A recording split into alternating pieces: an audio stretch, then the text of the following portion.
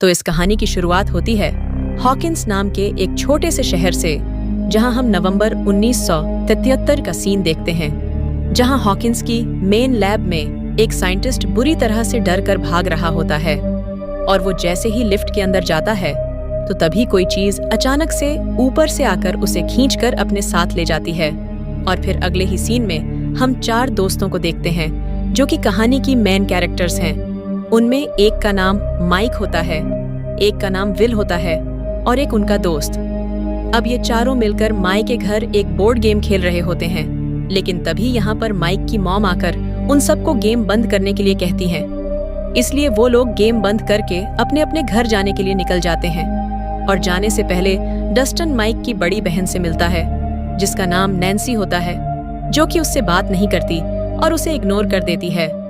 अब वो लोग घर जा रही थी और रात हो गई थी और काफी अंधेरा भी था और विल अपनी साइकिल पर अपने घर जा ही रहा होता है। तो तभी अचानक से बीच रास्ते में उसे किसी का काला साया दिखता है, जिसको देखकर विल काफी डर जाता है। इसीलिए वो जल्दी जल्दी वहां से अपनी साइकिल लेकर निकलता है, लेकिन जल्दबाजी की वजह से उसकी साइकिल का बैलेंस खराब हो जाता है, जिसकी वजह से वो नीचे गिर जाता है। तो अब यहाँ पर विल साइकिल को वहीं पर ही छोड़कर अपनी जान बचाने के लिए पैदल ही वहां से भागकर एक जगह पर जाकर छुप जाता है, जो कि असल में एक घर होता है। और वहां रखी हुई एक गन को वो उठाता है और डरते डरते वो उस गन को दरवाजे पर करता है। लेकिन तभी अचानक से विल भी यहाँ से गायब हो जाता है और अगले दिन सुबह हम विल की मॉम और उसके भाई को देखते हैं और विल की मॉम का नाम जॉयस होता है और यहाँ ये दोनों बातें कर रहे होते हैं और इन्हें पता चलता है कि कल रात से ही विल घर वापस नहीं आया। अब उन लोगों को रात में विल के बारे में इसलिए पता नहीं चल पाया क्योंकि असल में इन दोनों की नाइट शिफ्ट होती है। और अब विल की मॉम फौरन ही माइक के घर पर फोन लगाती है, जहां वो उनसे विल के बारे में पूछती है कि क्या कल रात विल आपके घर पर रुका था, जिस पर माइक की मॉम उनको बताती है कि नहीं, तो विल तो कल रात ही यहाँ से चला गया था। तब ये सुनते ही जॉयस काफी घबरा जाती हैं और साथ ही वो अपने बेटे को भी काफी डांटती हैं कि आखिर क्यों तुमने बगैर बताए नाइट शिफ्ट की। फिर विल का भाई अपनी मॉम को रिलैक्स करता है कि आप फिक्र मत कीजिए, विल बहुत जल्दी मिल जाएगा। और अब यहाँ से जॉयस सीधा जाती है पुलिस स्टेशन, जहाँ पर वो विल की मिसिंग रिपोर्ट लिखवाती है। और यहाँ का जो चीफ ऑफिसर होता है उसका नाम हॉपर होता है, जो कि उसका एक काफी अच्छा दोस्त भी होता है। इसलिए वो यहाँ पर जॉयस को समझाता है कि तुम इतना घबराओ मत, हो सकता है कि विल किसी रिश्तेदार के घर पर चला गया हो या फिर उसके फादर के घर पर, क्योंकि हॉकिंस एक छोटा सा शहर है और यहाँ पर मुश्किल से ही क्राइम होता है। लेकिन इसके बावजूद भी वो जॉयस के कहने पर विल को ढूंढना शुरू कर देता है। और फिर अगले दिन हम स्कूल में विल के तीनों दोस्तों को देखते हैं, जो कि समझ रही थी कि शायद विल स्कूल आ गया होगा। और अगले सीन में हम नैन्सी को उसकी दोस्त के साथ देखते हैं, जो कॉलेज के सबसे समझदार लड़के स्टीव के बारे में बातें कर रही होती हैं। और उधर हॉकिंस लैब में मेन डायरेक्टर की एंट्री होती है, जिसका नाम डॉक्टर ब्रेनर होता है, क्योंकि उस साइंटिस्ट के गायब होने के बाद वो खुद यहाँ पर आकर ऑब्जर्वेशन करने लगते हैं। और यहाँ पर वो किसी चीज के बारे में बात कर रहे होते हैं, जो कि एक अजीब से दरवाजे से निकला होता है और लैब के पूरे ईस्टर्न पार्ट को 1 घंटे में खाली करके सेल कर दिया जाता है, ताकि वो जो चीज है वो वहाँ से बाहर ना निकल सके। और यहाँ पर डॉक्टर ब्रेनर एक लड़की के बारे में भी पूछते हैं, जो कि मौके का फायदा उठाकर लैब से भाग गई थी, जिसके बाद वो लड़की एक होटल में जाती है और वो बहुत ज्यादा भूखी होती है। इसीलिए होटल का ऑनर उसको खाना खिलाता है और वो बच्ची दिखने में काफी अजीब और मिस्टीरियस लग रही थी। तब ऑनर के काफी पूछने पर वो लड़की अपना नाम बताती है। वो कहती है, मेरा नाम गिलेवन है। तब ऑनर को कुछ भी समझ नहीं आती कि आखिर किसी का नाम गिलेवन भी हो सकता है। इसीलिए ऑनर उसे पूछता है कि तुम कौन हो और कहाँ से आई हो। लेकिन ग्यारन किसी भी बात का जवाब नहीं देती और उसे देखने से ऐसा लग रहा था कि जैसे शायद उसको बातचीत करना आती ही ना हो और शायद कुछ ही ऐसे वर्ड्स हैं जिनको वो बोल सकती है। इसके बाद ऑनर पुलिस को कॉल करके ग्यारन के बारे में बताता है ताकि वो सही सलामत उसे उसके घर पर भेज सके। लेकिन तभी हम देखते हैं कि 11 अपनी आंखों से वहां पर पड़े एक टेबल फैन को बंद कर देती है। और अब ये देखकर यहाँ पर हम ये समझ पाते हैं कि असल में 11 के पास सुपर पावर्स है। और अगले दिन हॉपर स्कूल में आकर विल के फ्रेंड्स को बताता है कि तुम्हारा दोस्त विल रात से गायब है। इसलिए हॉपर उनसे भी विल के बारे में पूछता है। और उधर हॉकिंस लैब के लोग 11 को ढूंढने के लिए उसी होटल में पहुंच जाते हैं, जो कि असल में इनको पुलिस ने ही इन्फॉर्म किया था कि आखिर 11 इस टाइम कहां पर है। इसीलिए तो उस लैब के लोग यहां पर पहुंच गए थे। लेकिन 11 वहां से भागने में कामयाब हो जाती है, जिसके बाद वो लोग होटल के ऑनर को मार देते हैं। और उधर हॉपर अपनी टीम के साथ विल को ढूंढ रहा होता है, जहां उसे विल की साइकिल मिल जाती है। और उधर जॉयस भी अपने हस्बैंड से बात कर रही होती है, जिस दौरान हमें यह पता चलता है कि असल में जॉयस के घर के फोन को ट्रैक किया जा रहा है और अब रात को एक सर्च टीम को विल को ढूंढने के लिए भेजा जाता है। अब विल के तीनों दोस्त भी सबसे चुपक विल को ढूंढने के लिए चले जाते हैं, जहां अचानक से उनके सामने 11 आ जाती है। और हैरानी वाली बात ये होती है कि इसी रात जॉयस के पास एक कॉल आती है, लेकिन फोन पर कुछ भी ठीक से सुनाई नहीं दे रहा था और उसे विल की आवाजें आने लगती हैं, जिससे वो फौरन समझ जाती है कि उसके बेटे विल ने उसको कॉल की है। लेकिन इससे पहले कि वो अपने बेटे विल से बात कर पाती, फोन में कोई इलेक्ट्रिक फॉल्ट होने की वजह से फोन जलकर खराब हो जाता है। अब क्योंकि काफी रात हो गई थी, इसीलिए माइक जंगल से 11 को अपने साथ अपने घर पर ही ले आता है, जिसके बाद वो 11 को अपने रूम में छुपा देता है, जहां पर 11 उसे इशारों से बताती है कि मैं काफी बुरे लोगों से बचकर भाग रही हूँ। और अब इसी बातचीत के दौरान माइक और गैवन की दोस्ती होने लगती है और गैवन के पास सुपर पावर्स हैं। ये बात भी माइक और उसके दोस्तों को पता चल जाती है। इसके बाद गैवन रूम में लगी एक तस्वीर को देखकर विल को पहचान लेती है और वो विल की तस्वीर को देखकर बस इशारा करती है और ज्यादा कुछ नहीं बोल पाती। लेकिन माइक समझ जाता है कि शायद ये जानती है, ये बता सकती है कि आखिर विल कहाँ पर है। अब 11 उनको बताती है कि असल में विल किसी मॉन्स्टर से छुपकर कहीं पर बैठा हुआ है।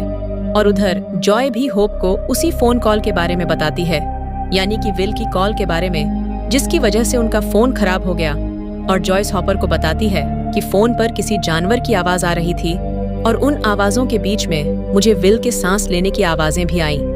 लेकिन हॉपर उसकी बातों को यकीन नहीं करता और उसे ऐसा लगता है कि शायद ये उसके दिमाग का कोई वहम है। इसीलिए वो उसकी बात को इग्नोर करके विल को ढूंढने के लिए विल के फादर के घर पर जाता है। और जब वहां जाकर उसे यह बात पता चलती है कि विल तो यहाँ पर आया ही नहीं, तो तब उसे शक होने लगता है कि कहीं कोई हादसा तो नहीं हो गया, यानी कि विल खतरे में तो नहीं है। उधर हॉकिंस लैब में डॉक्टर ब्रेनर की टीम जॉयस की सभी रिकॉर्डेड फोन कॉल्स को सुन रहे होते हैं। और यहाँ पर एक बात तो साफ थी कि विल के गुम होने पर इस लैब का और इस टीम का कोई ना कोई हाथ तो जरूर है। और अब फ्लैशबैक में हमें ये दिखाया जाता है कि असल में गैवन के फादर डॉक्टर ब्रेनर ही है, जो काफी टाइम से गैवन पर कोई एक्सपेरिमेंट कर रहे थे। और रात के टाइम नैन्सी अपनी दोस्त के साथ स्टीव के घर पर जाती है एक पार्टी के लिए, जहां नैन्सी की दोस्त बिल्कुल उस साइंटिस्ट की तरह गायब हो जाती है। और उधर विल का भाई विल को ढूंढने के लिए जंगल में जाता है और अलग अलग जगहों की पिक्चर्स बनाने लगता है। और इसी दौरान वो नैन्सी की और पार्ट्स की पिक्चर्स भी बनाने लगता है। और उसी रात एक बार फिर से जॉयस के पास विल की कॉल आती है और इस बार विल डरती हुई आवाज में बस मॉम कह पाता है। और इस बार भी फोन दोबारा से जलकर खराब हो जाता है। लेकिन तभी पूरे घर में अजीब तरह की चीजें होने लगती हैं, जैसे कि लाइट्स ऑन ऑफ होने लगती हैं और विल के रूम में उसका और उसके भाई का फेवरेट सॉन्ग बजने लगता है। और अब इस सारी सिचुएशन को देखकर ऐसा लग रहा था कि जैसे विल अपनी मॉम को अपने यहाँ पर होने का एहसास दिला रहा हो। लेकिन तभी अचानक से एक दीवार से कोई चीज बाहर आने की कोशिश करने लगती है, और एक काफी बड़ी चीज जैसे कि कोई मॉन्स्टर, लेकिन उसका फेस नहीं होता। और अब वो इतना डरावना होता है कि उसको देखते ही जॉयस काफी डर जाती है और घर से भागकर बाहर आ जाती है और अपनी गाड़ी में आकर बैठ जाती है। फिर कुछ देर के बाद जब वो दोबारा से घर के अंदर जाती है तो दीवार को देखकर ऐसा लग रहा था कि जैसे यहाँ पर कुछ हुआ ही ना हो। अब ये देखकर विल की मॉम जॉयस फौरन समझ जाती है कि जरूर विल के साथ कुछ ना कुछ तो अजीब हुआ है, और वो अपनी मॉम से यानी कि जॉयस से बात करने की कोशिश कर रहा है। इसीलिए अब जॉय अकेली ही इस बारे में पता लगवाने लगती है। और उधर नैन्सी की दोस्त गायब होकर एक अजीब सी जगह पर आ जाती है, लेकिन तभी कोई अचानक से उस पर हमला कर देता है, जिसको कि हम नहीं देख पाते। अब नैन्सी को भी अपनी दोस्त के गायब होने का पता चलता है, लेकिन वो ये बात किसी को भी नहीं बताती।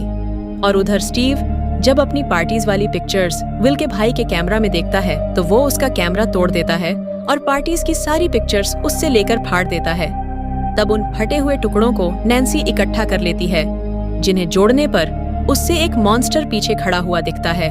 और तब इसी बात का पता लगवाने के लिए वो दोबारा से अपने दोस्त स्टीव के घर पर आती है, जहां वो देखती है कि अचानक से वही मॉन्स्टर उसके सामने आके खड़ा हो जाता है, यानी वही मॉन्स्टर जिसने नैन्सी की दोस्त और उस साइंटिस्ट पर हमला किया था।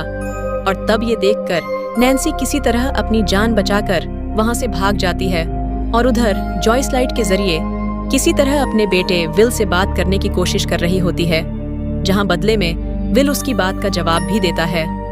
और उधर इन्वेस्टिगेशन के दौरान हॉपर को ये बात समझ आ जाती है कि विल की गायब होने में शायद इस हॉकिंस लैब का जरूर कोई ना कोई ताल्लुक तो है।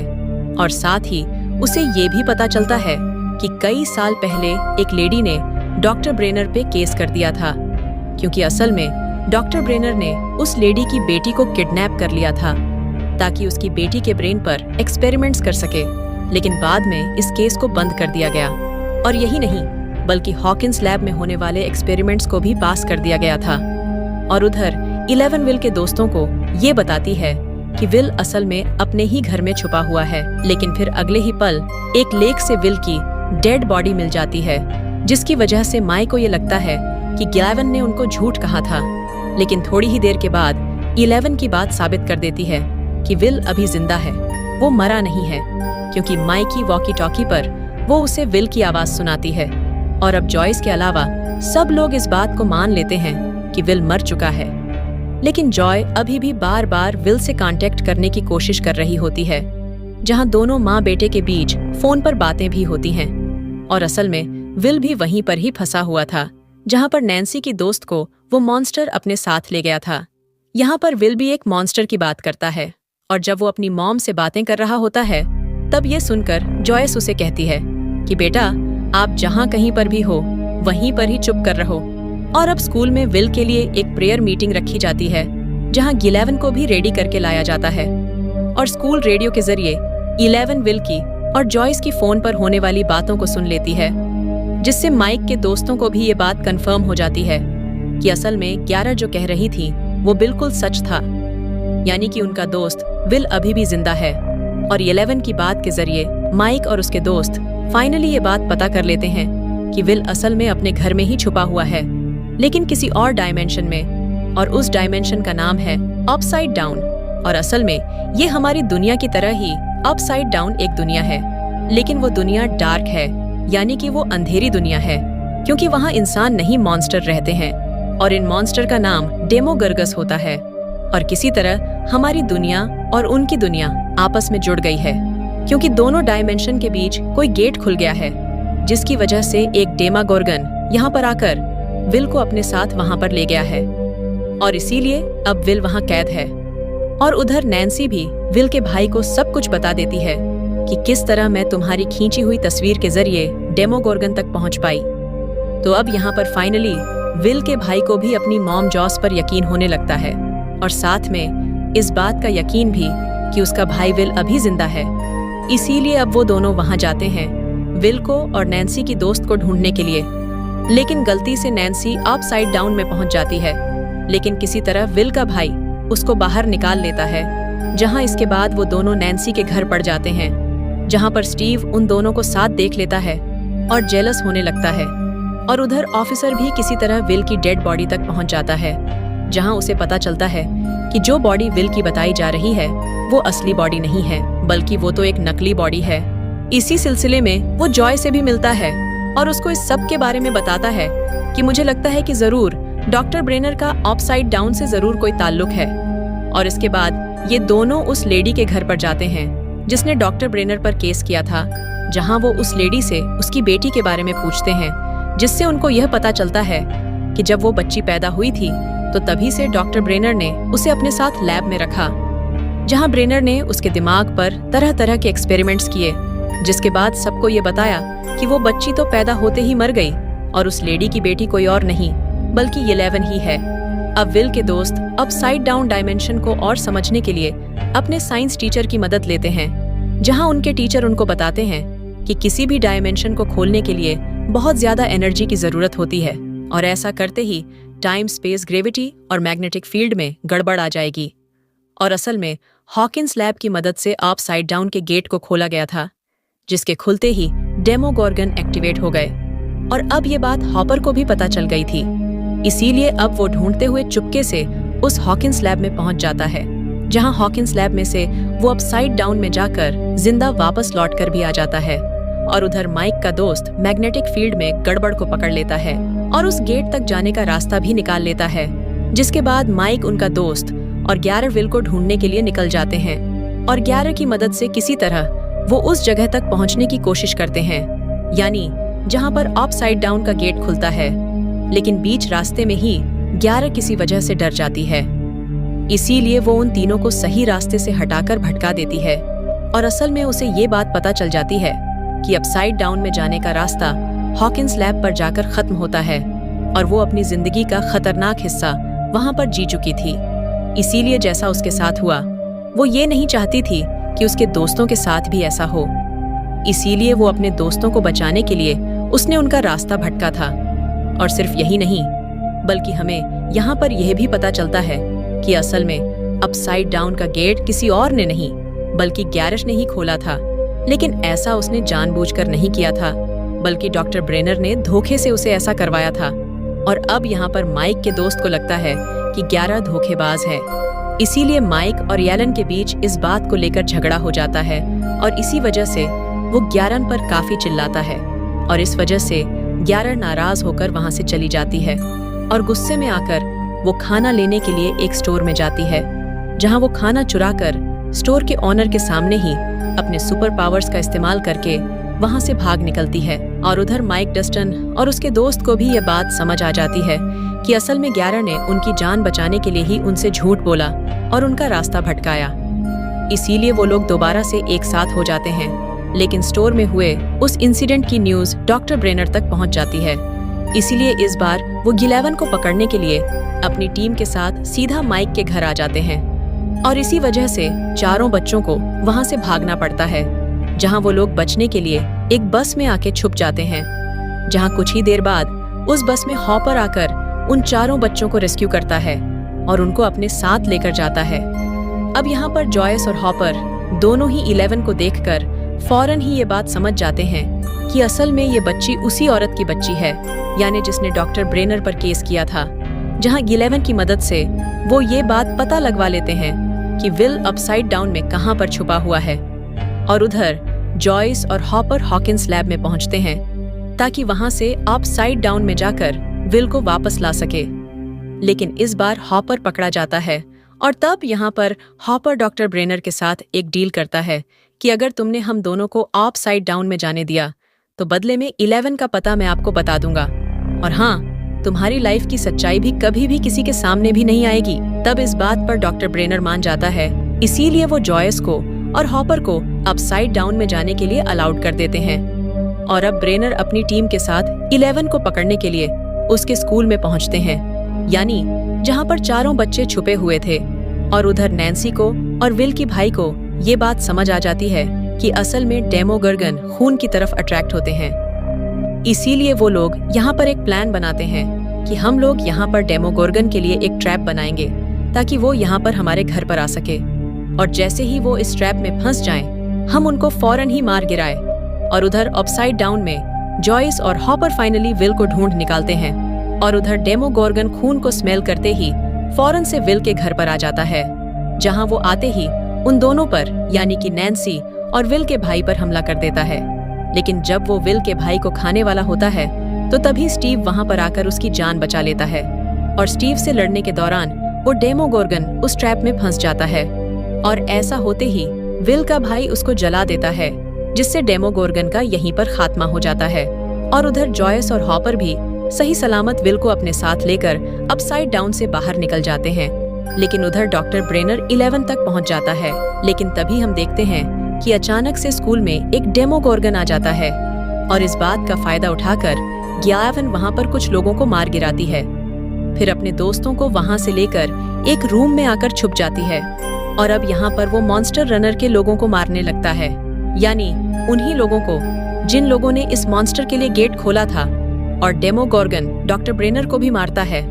और डेमोगोर्गन अब उन चारों बच्चों को ढूंढते हुए उस रूम तक पहुंच जाता है। और यहाँ कोई और रास्ता ना होने की वजह से माइक और अपने दोस्तों को बचाने के लिए 11 यहाँ पर अपने सुपर पावर का इस्तेमाल करके उस डेमोगोर्गन को मार देती है। लेकिन इसके साथ साथ वो खुद भी यहाँ से गायब हो जाती है। और अब क्योंकि जॉयज ने और हॉपर ने उस लैब से विल को रेस्क्यू कर लिया था, इसीलिए विल को कुछ दिनों के लिए हॉस्पिटल में रखा जाता है, जहाँ कुछ ही दिनों के बाद वो पूरी तरह से ठीक भी हो जाता है। और कुछ ही दिन के बाद हम देखते हैं कि विल वोमिट करता है, जहाँ उसके मुंह से एक अजीब सा कीड़ा बाहर निकलता है। और ऐसा होते ही विल को अपसाइड डाउन का विजन आता है, लेकिन वो ये बात सबसे छुपाता है। और अगले सीन में हॉपर एक वीरान जगह पर 11 का फेवरेट फल छुपा कर रखता है, ताकि अगर कभी ये आयरन वापस आए तो हॉपर को ये बात पता चल जाए कि 11 अभी जिंदा है। और अब इसी के साथ ही पहला सीजन यहाँ पर खत्म हो जाता है।